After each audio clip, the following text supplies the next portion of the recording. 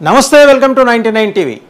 ఇంకొక 4 రోజులు కరెక్ట్గా ఎవరు వస్తారు, ఎవరు పరిపాలించబోతున్నారు ఆంధ్రప్రదేశ్ని, అందరిలోనూ ఉత్కంఠ, ఆసక్తి, నరాలు తెగే ఉత్కంఠ. ఒక రకంగా ఓ పక్క సర్వే సంస్థల ఇంతకుముందు ఇచ్చిన ప్రీపోల్ సర్వేలు అవి నిజమవుతాయా కావా, బెట్టింగ్లు దాని మీద, ఇవన్నీ ఇటు ఉంచితే చాణక్య స్ట్రాటజీస్ నిర్వహించిన ప్రీపోల్ సర్వేలో ఆల్మోస్ట్ మనం కనుక చూడొచ్చు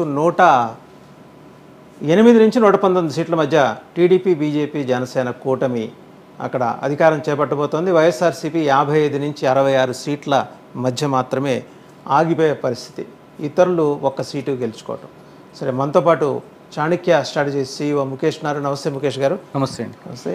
సో చూసాం, మీరు క్యారీ అవుట్ చేసిన సర్వే దాదాపు 45 డేస్, ఎప్పుడో డిసెంబర్ 3 నుంచి మీరు మొదలెట్టినట్టున్నారా? అవును, డిసెంబర్ 3 నుంచి మొదలెట్టిన తర్వాత మీరు తీసుకొచ్చిన డిఫరెంట్ పారామీటర్స్, ఒక 30 to 35 పారామీటర్స్ తీసుకున్నారు, అబ్జర్వ్ చేశారు.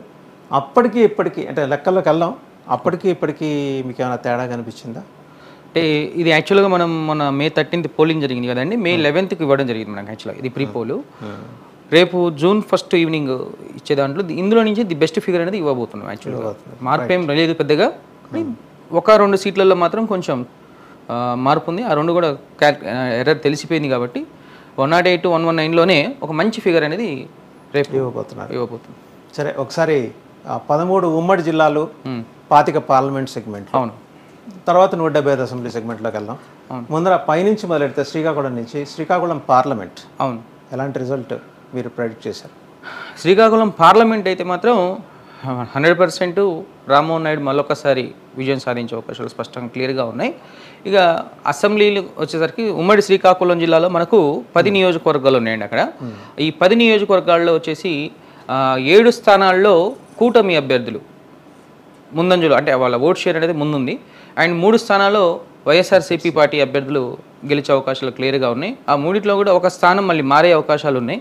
బట్ ఓవరాల్గా శ్రీకాకుళం అనేది టీడీపీకి, అంటే కూటమి అభ్యర్థులకు కొంచెం అనుకూల అంశాలు ఉన్నాయి. అండ్ ఇక్కడ చెప్పుకోవాలంటే శ్రీకాకుళంలో స్పెషల్గా వైఎస్ఆర్సీపీలో ఉన్న మాజీ మంత్రులు ఈసారి టఫ్ టైం. శ్రీకాకుళం టౌన్లో మాత్రం మంత్రి గెలవబోతున్నాడు. పలాస నుంచి కొంచెం ఎదురీత అయితే ఖచ్చితంగా కనబడుతుంది.